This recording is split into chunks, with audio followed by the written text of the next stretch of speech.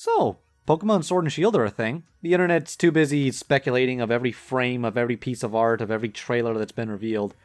Everything from the little logo to the most minor of minor details of the starters are being pored over with the keen eyes only internet smart boys can produce.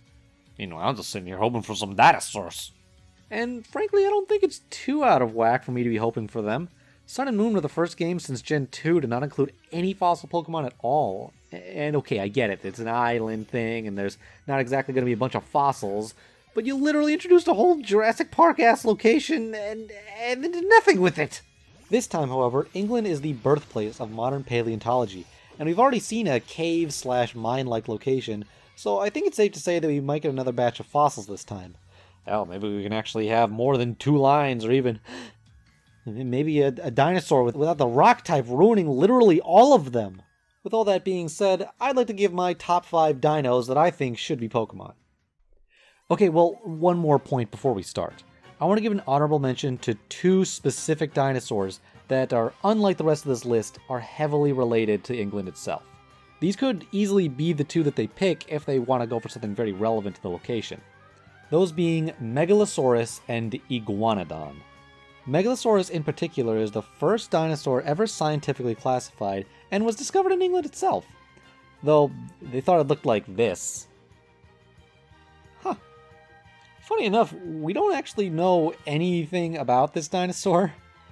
Other than just, it's a theropod, so it looked like a T-Rex or an Allosaurus. Alright then, keep your secrets. Iguanodon was sort of known as a counterpart to Megalosaurus in the early years, as was discovered soon after, and the 2 are kind of the poster boys for the early ideas of what the prehistoric world looked like. Both being portrayed in epic battles. An idea I like is that their starting forms look like how we used to think they were, but as they evolve, they turn into our current renditions. Though both of them fall into the trap of not being very unique. Megalosaurus would certainly struggle with not being immediately compared to Tyrantrum. Iguanodon might have a bit more going for it, but it doesn't have much else besides a mean thumbs up and flashbacks to an okay Disney movie. The love monkey. The rest of this list doesn't have anything to do with Britain's history of paleontology, so I just wanted to bring these 2 up. On to the proper list! Stegosaurus. Starting the list off proper, we have one of the most beloved animals in existence, and something I'm shocked hasn't been made into a Pokemon already. It's kind of hard not to love it, as it's got that dopey demeanor with a tiny head and its huge lumbering body, but at the same time, it's got these massive spikes at the edge of its tail that immediately scream that despite having a brain so small, scientists thought he had another one up his bum. No, he's just stupid. It could still kill you without a second thought. Mainly because he can't handle a second thought. It's the size of a goddamn walnut. Also, it's really visually distinct, as nothing in Pokemon really resembles it. Most interpretations I've seen of a Stegosaurus Pokemon are usually a grass type, showing the plates on its back as leaves, though I'd say you can do pretty much anything with the plates. I've seen fire and ice type ideas that work just as well. A grass rock type would be pretty good though, as it would certainly be a slow, bulky physical wall with very low special attack on account of it being stupid and all. Seriously though, if they thought he had a brain up his butt.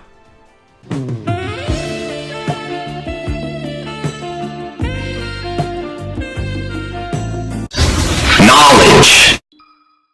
Velociraptor. Okay, so depending upon who you ask, we already have a Velociraptor Pokemon. Sceptile is clearly based on a Dromaeosaur of some sort. That's what raptors are technically called. And Archeops is directly based on a relative, but a true raptor Pokemon is shockingly absent. Also, just to be clear, I'm referring to the general populous version of a Velociraptor, so maybe the pre-evolution could be based on a real one, and the later versions could be based on a Utah Raptor or Dakota Raptor. Yeah, I like naming them after states for some reason. Honestly, the part that made me decide on including this on the list is that none of the sort of raptor Pokemon have the iconic Sickle Claw. Maybe it could be an Icicle Claw? If it's an ice type? Eh? Oh, okay. Yeah. It'd be a great distinguishing feature, and maybe they could use it for an interesting gimmick on the ability or something. Its type could be literally anything, as Raptor fits into just about any role you could ever put it in. fire, grass, steel, ghost, electric, anything. I've seen a lot of different interpretations. It would obviously be a fast physical attacker, so a rock type actually wouldn't be too bad on that.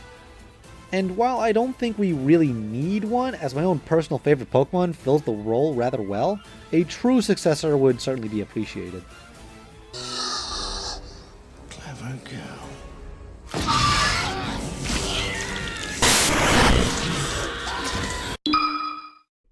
Ankylosaurus.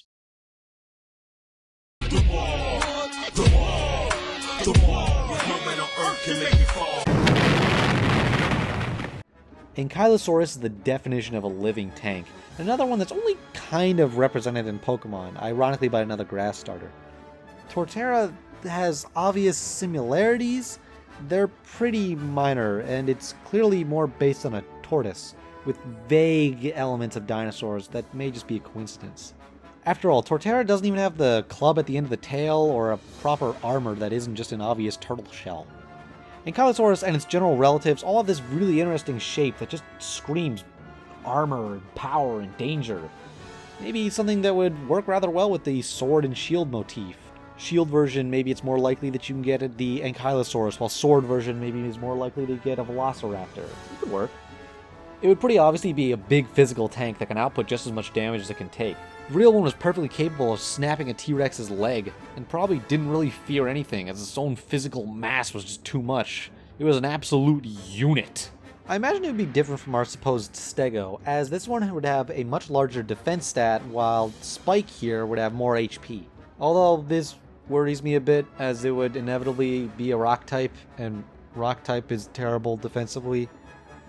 Because, you know, reasons. It's kind of sad that inevitably one of the most unkillable animals ever would probably be super frail in a game. Goddamn super effective game balancing, always my downfall. Spinosaurus. The Spinosaurus is an oddball in pretty much every way possible. It's immensely popular among dinosaur fans, but not very well known outside of its role in Jurassic Park 3. And the less we talk about that, the better. All that being said, it would make for an excellent Pokemon. Skipping ahead a bit to talk about typing, the spine on the back being a saw blade or made of flames or other elemental properties immediately would make it stand out among Pokemon, as nothing else really has a big sail on its back like that.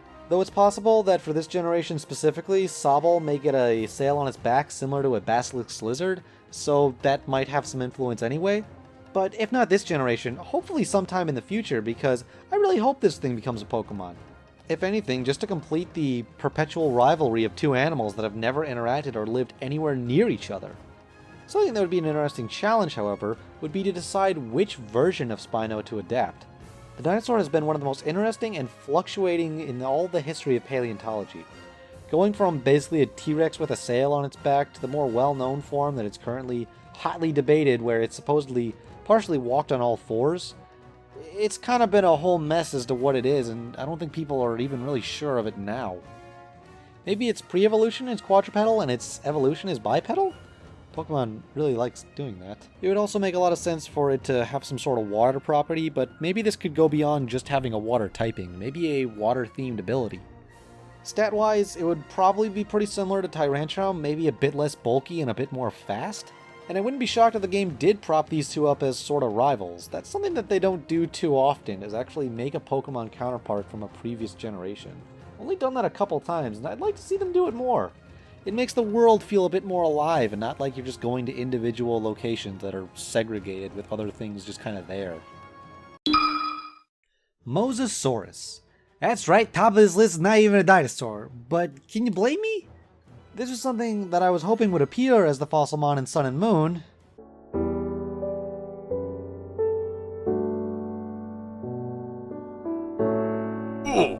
The Mosasaurus, while not a dinosaur, lived among them and could rather easily be described as the T-Rex of the sea. While its depiction in Jurassic World was way, way bigger than the actual animal, it was still about the length of a Rex, and that size is still very much enough to give thalassophobes a nightmare. Well, now that I think about it, a plesiosaur would actually make a lot more sense considering the Loch Ness Monster is a famous part of the UK, though Lapras already exists, and people are theorizing that Sobble might evolve into something that resembles it. But we'll just slap this on as general marine reptile, as surprisingly, despite many of the fossil bones being based on prehistoric marine creatures, none of them were any of the iconic water reptiles. Come to think of it, why is Tortuga a fossil mon? He's just a sea turtle. I mean, yeah, there's prehistoric sea turtles, but there's prehistoric versions of most animals. Is there any reason for this guy? Nope. No, just big old turtle. What have we found in New York? Well, on to the actual Mosasaurus Pokemon. Its typing would probably be water rock, so it'd probably be pretty bad again. Maybe it could be water dragon instead, maybe as a sort of sea counterpart to Tyrantrum. Looks like it would be big and bulky, but I could imagine it being pretty fast. I can't find exact numbers, but the actual animal was fast enough to catch sharks and other animals that were meant to be rather agile. Maybe with a solid high attack stat, it could overcome this inevitably poor typing. The Mosasaurus is an extremely iconic animal and has hit a lot more mainstream appeal now that the Jurassic World movies are out. I could see a Mosasaurus filling a similar role to an Aerodactyl, where we have two two-stage fossil mons and then one one-stage one that's a bit more higher class than the others. I don't know. I'm really hopeful that we get some more prehistoric Pokemon this time around, especially since last time they gave us literally nothing. I've always contemplated that they developed fossil Pokemon to limit the amount of dinosaurs that they added every generation, since it would be too tempting to just make everything an ancient monster. I mean, look at most other creature features. It takes them like 2 seconds to make a T-Rex or a Raptor, and half the time they just do it again. It took Pokemon 6 games to make a T-Rex, and we still don't have a definitive Raptor. But the prehistoric world is so rich with interesting creatures that I just really hope we see some of them reimagined into Pokemon. Not just dinosaurs, but all the other weird and crazy things present in the prehistoric era.